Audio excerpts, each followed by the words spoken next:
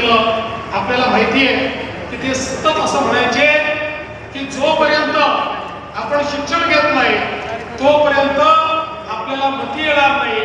आणि मती नाही तर गती नाही, गती नाही तर वित्त नाही, आणि वित्त नसेल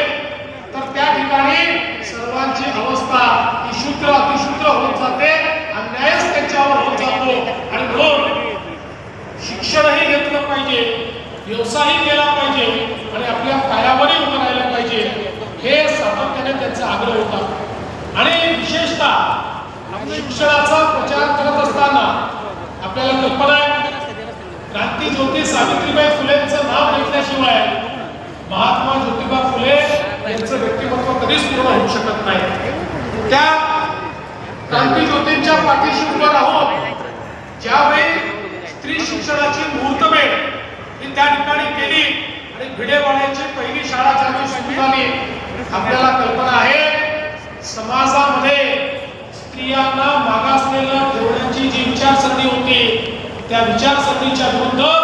एक मोठा लढा ते लढले. अतिशय कल्पकतेनं विधवा स्त्रियांचं केशवपन व्हायचं, समाजामध्ये जागृती करून लोक थांबत नाही बघितल्यानंतर जे त्या काळात आमचा नाभिक समाज होता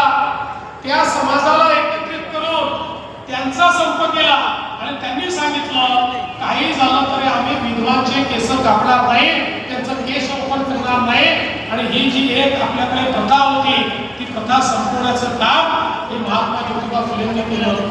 बालविवाहाची प्रथा संपवण्याचं काम हे महात्मा ज्योतिबा फुलेंनी केलं. आणि हे सगळं करत असताना आपल्याला कल्पना आहे की जी शिक्षणाची एक संपूर्ण व्यवस्था त्यांनी उभी केली आणि त्यानंतर सत्यशोधक समाजाच्या माध्यमातून खऱ्या अर्थानं जो काही समाजातला भेद आहे तो भेद कसा दूर होईल, काही लोकांनी इतर लोकांना त्या ठिकाणी झगडण्याचं काम केलं होतं, त्यातनं ते कसे मुक्त होतील, विचार कसे मुक्त होतील, अंधश्रद्धा कशा दूर होतील, गोंधळी कशी संपेल, याकरता प्रचंड मोठं कार्य त्यांनी केलं. आणि त्यातूनच खऱ्या अर्थानं सत्यशोधक समाजाच्या माध्यमातून पुरोगामी अशा प्रकारचा विचार करणारे अनेक लोक हे त्या काळामध्ये तयार झालेले आपण बघितले, त्याची मुहूर्तमेढ त्यांनी केली. विशेषतः महात्मा ज्योतिबा फुलेंनी या ठिकाणी मानवी हक्काची सनद ही 1848 मध्ये मांडली आणि त्या सनदीच्या माध्यमातून कशा पद्धतीनं मानवी हक्काचा हनन होत आहे